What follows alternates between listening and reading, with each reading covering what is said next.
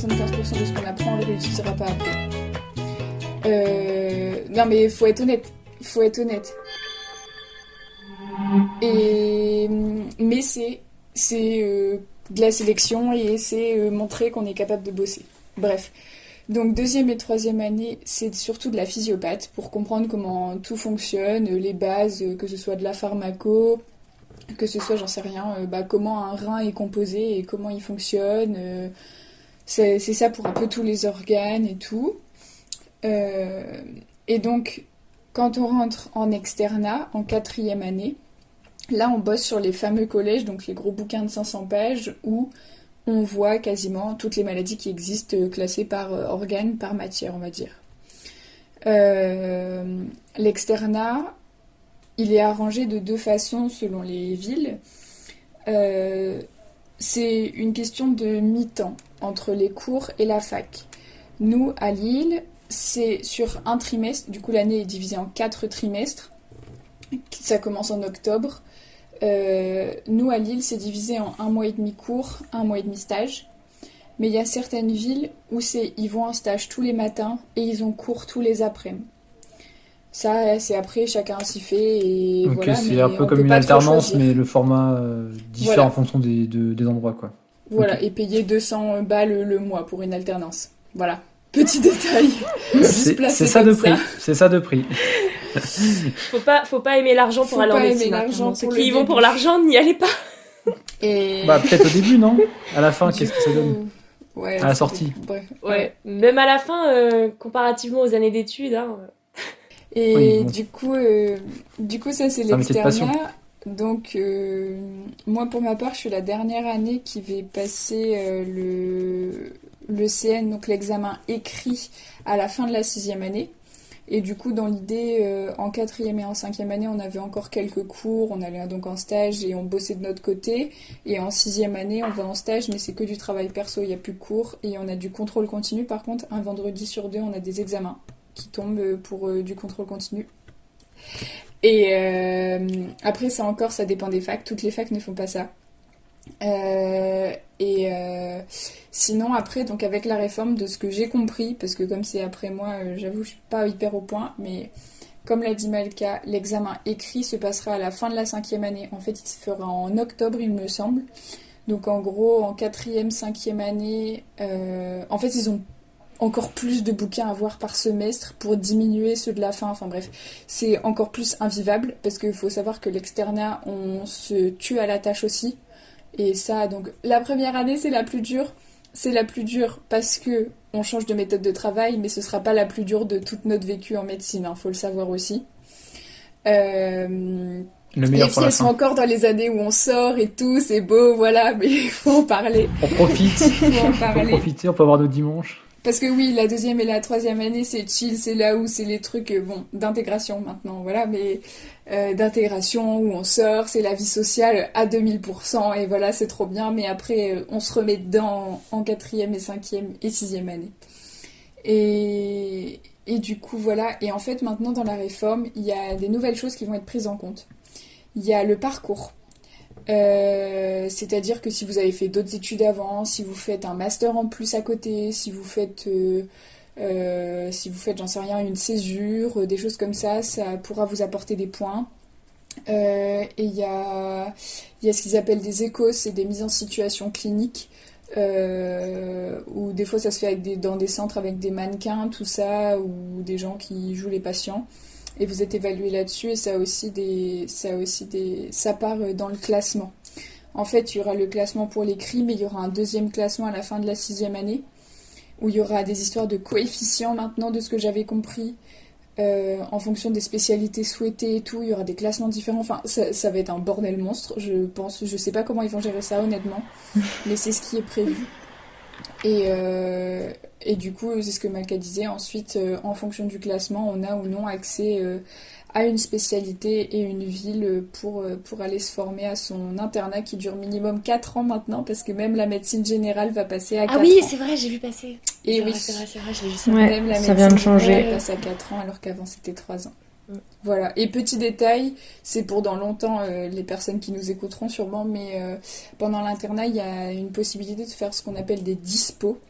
C'est-à-dire qu'on peut prendre 6 mois pour faire une pause et faire ce qu'on veut à côté, juste on n'est plus payé, mais il y a la possibilité de faire ce qu'on appelle une dispo, donc prendre un semestre de pause pendant son internat. Voilà. Et donc, du coup, parce que là, tu me parlais de 4 ans, c'est à partir de après les 6 ans? Ouais, donc à partir Ok, du début de la septième année, c'est minimum 4 ans et ça peut monter à 8, 9 selon si vous surspécialisez, surspécialisez dans votre spé et tout ok, ça. donc tu sors minimum médecin bac plus 10. Ouais, tout à fait. Ok, Ça en prenant en compte très bien. les potentiels redoublements, tout ça, ça fait au moins 10 ans d'études. Alors, je suis sorti de médecine à 40 ans, Ouais, c'est l'idée, hein. après avoir Après, redoublé chaque année. après juste, un des gros avantages quand même en médecine, c'est qu'il faut savoir que dès la deuxième année, on a des stages donc à l'hôpital. Et donc, si nous, à Stras, c'est ça. Après, ça dépend peut-être des villes, hein. Mais, euh, mais c'est vrai qu'à Strasbourg, nous, on a des stages dès la deuxième année. Donc, c'est bien parce que on est là, on est un peu des jeunes piou-piou. On a juste hâte d'aller à l'hôpital et de voir du sang ou voir des trucs, tu vois. Et c'est Dit, vrai dit que comme, dit comme ça sonne parfaitement. Ouais.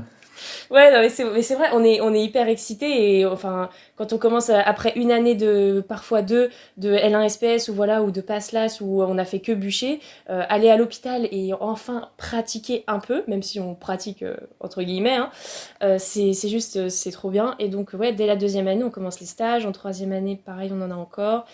Et après, en externat, comme le disait Marion, ça dépend des facs, mais ouais, c'est Bah, trop bien. pour avoir plus de concret, quoi. Ouais. Ouais, faut vraiment voir ces études comme presque comme ouais, comme tu disais, de l'alternance, quoi, parce que finalement, on a beaucoup de cours théoriques, mais aussi beaucoup de pratiques, et heureusement, parce que sinon, ce serait compliqué. Mais Si au bout de... je pense que c'est quand même des études. Ça paraît très long et enfin c'est long, mais je pense que ça passe quand même plus vite que. Enfin, en tout cas, moi déjà là, ces 3 années-là, je les ai pas vues passer, donc je pense que c'est quand même de chouettes études et puis on peut vraiment après faire beaucoup de choses. On s'enferme, si on aime beaucoup les sciences, le corps humain et tout ça, après ça nous ouvre quand même beaucoup de portes, encore, je trouve. Et du coup, au bout de ces 10 ans, quelles sont les possibilités? Bah, ça dépend de l'aspect que tu choisis, mais sinon, à la fin de ton internat, tu passes une thèse, et c'est ça que tu deviens docteur. Parce que, petite parenthèse, les gens ne connaissent pas la différence entre médecin et docteur. Tu es médecin à la fin de la sixième année, quand tu as validé ta sixième année, ça n'a rien à voir avec le concours. Ça veut dire que tu as le droit de prescrire. C'est que tu as validé tes examens et un oral, et tu es docteur, comme tout docteur, c'est quelqu'un de thésé. Donc, à la fin de ton internat. Et après, en fonction de ton internat, tu choisis un poste où tu peux, où tu veux, et voilà. Mais il n'y a pas, En médecin enfin, généraliste, ou ça peut être aussi médecin à l'hôpital, enfin... ouais, ça dépend il y a des spécialités qui se pratiquent qu'à l'hôpital, il y a des spécialités qui se pratiquent à l'hôpital ou en ville, par exemple cardiologue. Il y a des cardiologues qui ont des cabinets de ville et des cardiologues qui ont des consultations, des services à gérer à l'hôpital, et médecin généraliste. Tu peux être médecin généraliste en ville, tu peux être médecin généraliste dans les EHPAD, là, les résidences pour personnes âgées, mais tu peux aussi faire de la médecine d'hôpital quand tu es médecin généraliste. Il y a plein de possibilités. Tout est possible. À partir du moment où tu as fait au moins 10 ans, quoi. Ouais. Mais on peut aussi bien travailler en privé qu'en libéral, Oui, en fait. aussi. Et ça, c'est quand même un gros avantage. Enfin, on est super libre dès qu'on sort. Enfin, libre, si nous faites. Enfin, bref.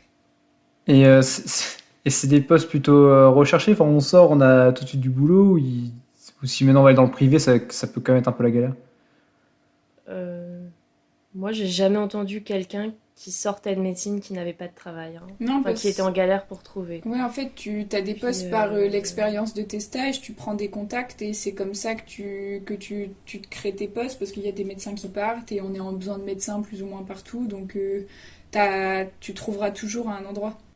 Donc ouais, c'est pas comme dans d'autres filières où c'est bouché, quoi. Là, Ah non, pas du c'est tout. presque, Non, on vient te chercher, quoi. c'est la il y a les garantie de valves l'emploi. ouvertes là. Ah, là, c'est open, quoi. Très bien. Bah, ça, c'est bon, c'est quand même, de nos jours, c'est quand même important de le dire, je pense. Parce que bon, vu le nombre peut-être de plus d'endroits, enfin de formations qui sont plus bouchées, c'est bien de le dire quand c'est comme ça des formations plus ouvertes. Très bien. On a fait le tour de la formation. Je sais pas si vous avez peut-être quelque chose qu'on n'a pas eu le temps de voir ou de partager sur la formation de manière générale. Sur la formation, non, mais moi je veux bien donner quelques petits conseils méthodaux, si ça peut en intéresser Bah, c'est certains. justement, c'est justement sur ça que je voulais enchaîner, sur la partie conseil. Bah, Marion, je te sentais motive, vas-y. Est-ce que tu aurais trois conseils à donner du coup à nos auditeurs? Trois conseils. Ou plus, hein, plus, si t'en as Bah, plus, vas-y, hein, mais vraiment non, tous mais les déjà, conseils sont bons à donner. faut s'écouter et tester des choses et se connaître. Moi, je me suis forcée à continuer une méthode mon premier semestre de PACES et j'ai complètement changé vu mon classement au deuxième quad et c'est ce qui m'a fait remonter en flèche et qui a fait que j'ai pu avoir ma première année en un an. Donc, il faut aussi être autocritique, savoir se remettre en question et prendre du recul parfois. Faut faire gaffe, je sais pas si c'est votre cas les filles, mais moi je suis du genre, dès qu'on me parle d'un truc, d'une nouvelle méthode, je suis en mode, ouah, ça peut être trop bien et tout. Faut savoir prendre du recul là-dessus aussi et pas vouloir tout essayer, et se fixer un truc et s'y tenir après par contre. Et après un truc que je conseille, moi, que j'ai découvert trop tard malheureusement, mais c'est ce qu'on appelle la méthode Pomodoro. C'est pas quelque chose dont on parle trop. Ça vient du pomodoro, la tomate en italien. C'est les minuteurs italiens en fait. Le principe c'est de travailler 25 minutes, faire 5 minutes de pause. 25 minutes, 5 minutes, 25 minutes, 5 minutes, 25 minutes. Donc répéter 4 cycles de 25 minutes. Et ensuite faire une pause plus longue de 15 à 30 minutes. Parce que ça optimise le temps de concentration. Votre cerveau, il peut pas bosser plus de 20 à 25 minutes. Ça fait une cloche en fait. La montée de concentration, et en fait, le but, c'est d'arrêter avant de trop redescendre et de faire comme ça. Voilà. Après, pas hésiter à utiliser la méthode des J. Donc revoir à 10 minutes, J plus 1, J plus 5, J plus 10. Après, c'est à vous de vous faire votre rythme. Et pour rebondir sur ça, alors c'est surtout utile, enfin je pense que c'est utile, quelles que soient les années, quelles que soient les études, Anki, donc ANKI. En fait, c'est le principe de faire des flashcards très basiques.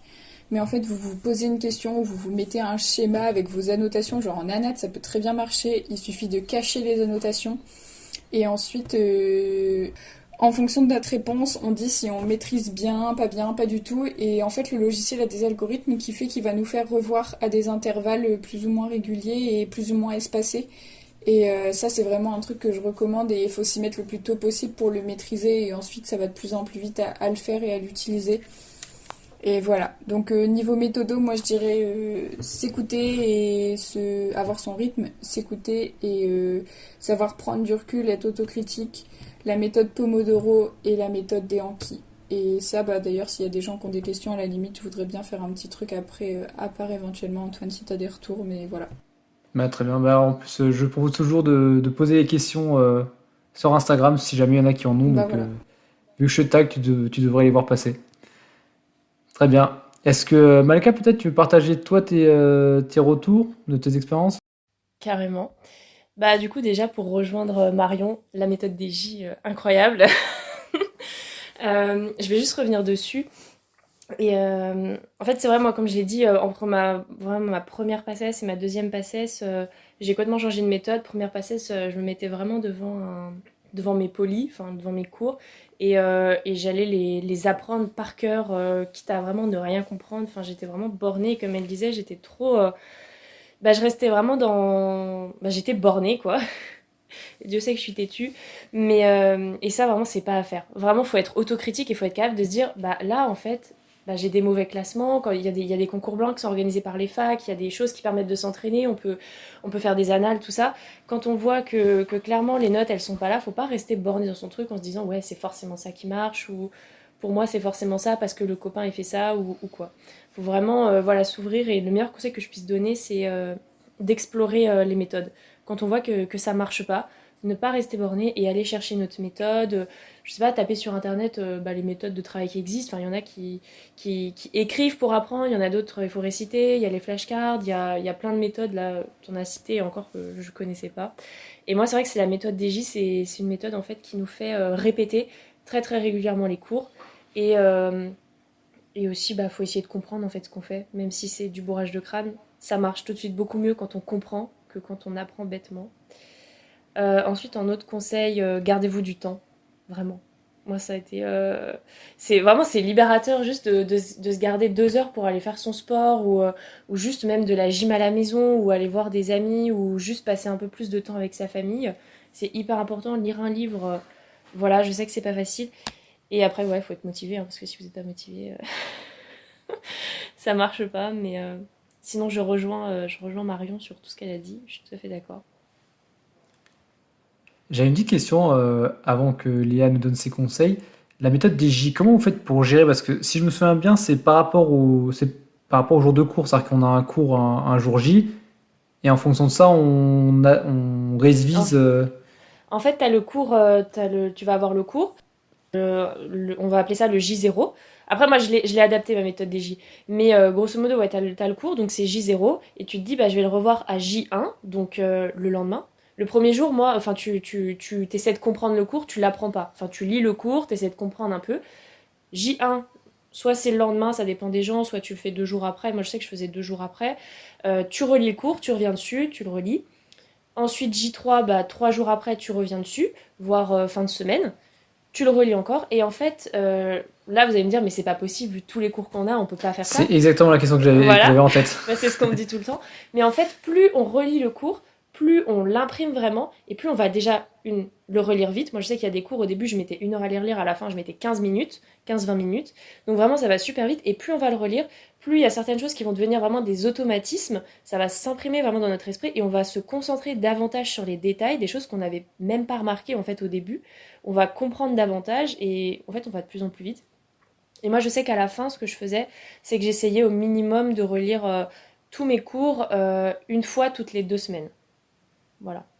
Et en fait, comme on va très vite et qu'en plus après on a des longues périodes de révision, enfin maintenant avec la L1 SPS, malheureusement c'est plus le cas, mais le fait de relire très régulièrement, ça permet bah, déjà d'aller plus vite et de vraiment comprendre et voilà, de pas apprendre par cœur pendant 2 heures un truc qu'on oublie une semaine après, quoi. Ouais, la veille du concours, quoi. Voilà. Très bien. Léa, à ton tour, du coup, pour donner tes conseils. Mon premier conseil, c'est vraiment d'être efficace. Il faut vraiment que quand on travaille, on soit à 100% focus et que chaque heure ou chaque moment de travail, ce soit quelque chose de bénéfique. Ça sert à rien de rester vraiment de 2 heures sur un cours si au final on n'en tire rien. Il faut vraiment être très très concentré et quitte à faire des périodes de travail plus petites, ça c'est vraiment en fonction des personnes. Moi je sais que 1 heure ça va. Et vraiment rentabiliser chacune de ces heures et quand on se met au travail, travailler et quand on fait une pause, faire une pause. Donc deuxième astuce, mettre son téléphone très loin de soi parce que ça déconcentre beaucoup. Et finalement, on se déconcentre et en fait, on perd le fil et on n'est plus efficace. Pour la première année surtout, un peu moins les autres années, beaucoup d'anal, beaucoup, beaucoup, beaucoup de QCM, beaucoup d'entraînement pour en fait se rendre compte de ce qu'on va nous demander au concours et d'être justement très efficace dans le travail et cibler ce qu'on doit savoir parce que c'est une des plus grosses erreurs que j'ai faites pendant ma première année. J'avais appris mes cours un peu trop scolairement et j'avais pas fait assez d'entraînement et j'avais pas bien compris quel était l'objectif et voilà, il faut vraiment être assez spécifique sur ce qu'on apprend parce que la généralité au concours, c'est pas ce qu'ils nous demandent. Eux, ils veulent nous trier quand même avant tout, donc c'est sur des choses très spécifiques et assez embêtantes qu'on va nous piéger. Et qu'est-ce que je voulais dire de plus après, être organisé, mais bon, ça du coup, ça rejoint vachement sur la méthode de travail, mais il faut un petit peu se faire des plannings plus ou moins libres en fonction des gens, mais il faut vraiment avoir un but, savoir où on va et on peut pas être trop à se dire oh tiens je vais faire ci, ah ben non en fait ça, parce que le but c'est quand même d'être au point sur un maximum de choses pour y arriver quoi. Très bien. En tout cas, si je résume tous ces précieux conseils, ça serait en 3 mots. Ça serait du coup optimiser, s'organiser. Bon, ça rejoint un peu l'optimisation, mais s'organiser. Et enfin, savoir se remettre en question. Ça résume plutôt bien. De ce que je vois vos têtes acquiescer, ça a l'air d'être ça. Donc voilà, si on devait retenir 3 mots, voilà, donc retenez bien, c'est ces 3 mots qu'il faut retenir si vous voulez réussir en médecine. Et on finit avec la mythique, mais du coup là cette fois-ci les mythiques anecdotes. Donc si vous avez chacune voilà, en moins d'une minute une petite anecdote à vous raconter sur vos années de médecine, je vous laisse raconter. Malka peut-être pour commencer. Alors oui, du coup, il y a une chose qui nous est arrivée en première année. Bon, c'est normalement les profs ils font pas ça, mais il faut savoir qu'on a un professeur à la faculté de médecine dont je ne citerai pas le nom. Très bon professeur, hein, vraiment très bon. Après, peut-être un peu trop exigeant. Une fois, en fait, ce qui s'est passé, c'est qu'on était tous en amphi. Il faut savoir qu'à Strasbourg, voilà, comme dans beaucoup de facs, on est très nombreux, donc on était 2000. Et donc, il y avait le prof, il était dans un amphi, et dans tous les autres amphis, en fait, c'était retransmis. Et en fait, il y a un prof... il y a des filles qui parlaient, apparemment. Moi, j'étais dans un autre amphi ce jour-là. Il y a des filles qui parlaient. Ok. Et il leur a dit, je vous entends, en fait. Donc, il leur a demandé de sortir, sauf que les filles en question ne sont pas sorties. Ok. Mais je pense qu'elles n'avaient pas compris, de la façon dont il l'avait dit, on n'avait pas compris nous non plus qu'il fallait qu'elles sortent ce jour-là. Et nous on était dans les autres amphis, on attendait juste en fait la suite du cours. Et à un moment, du coup, il pose le micro, ça on nous l'a raconté, il pose le micro et il dit si c'est pas vous qui sortez, c'est moi qui sors. Et le prof vraiment s'est barré du cours. Et nous on était tous là dans les amphis parce qu'on n'entendait pas, on n'avait pas la retransmission vu qu'il avait posé le micro et on savait pas ce qui se passait. On a appris qu'en fait le cours c'était le prof c'était juste barré. Et voilà, on n'a jamais eu la fin de ce cours d'ailleurs. Il faut savoir que les autres années, quand on voulait essayer de récupérer les enregistrements, c'était toujours dans ce cours-là que il n'y a pas d'enregistrement. Bref, voilà. Le prof a dit bon, c'est bon, j'ai fini mon cours, j'arrête. C'est ça, vraiment. Et on n'a jamais eu la fin de ce cours. Vraiment. Ça, c'est fou. Système digestif, je m'en souviens encore. Voilà. Ah oui, c'est sur Danat, c'est ça? Ouais, un peu. Et du coup, Léa, c'est la même anecdote ou t'en as peut-être une autre à raconter? Une autre, on est toujours sur de l'anatomie avec le deuxième prof d'anatomie, mais bon, Décidément. on a des profs qui sont décidément, c'est ça. Chaque année, on a du coup l'autre prof d'anatomie pour nous expliquer le ligament large dans la matière du coup pelvis et sein. Il mime un vagin, il mime naître un vagin et un utérus, et ensuite il met une écharpe sur ses épaules pour bien nous montrer que c'est un feuillet qui recouvre tout l'ensemble. Voilà. Et il la refait chaque année, tous les ans. C'est vraiment sa petite particularité à lui. Bon, au moins, on voit que c'est un passionné. Il a envie de faire passer le message. C'est excellent. Et du coup, Marion, peut-être pour finir en beauté l'épisode. Ouais, moi pour changer, on va parler un peu des patients. Du coup, il y a pas longtemps, j'étais en stage en réanimation à Lens. Alors Lens, pour ceux qui ne connaissent pas, c'est dans le bassin minier, donc c'est une population qui n'a pas la lumière à tous les étages, dirons-nous, qui n'est pas, très avancée. Malheureusement, c'est la vérité, hein, c'est pas du tout pour dénigrer, mais c'est un fait. En réanimation, des fois, on a des patients qui ont des sevrages alcooliques costauds. Et une pathologie qui arrive derrière ça, c'est ce qu'on appelle le délirium très mince. Et dans ce délirium très mince, on peut avoir des hallucinations, et notamment des zoopsies, c'est-à-dire des hallucinations visuelles qui consistent à voir des animaux.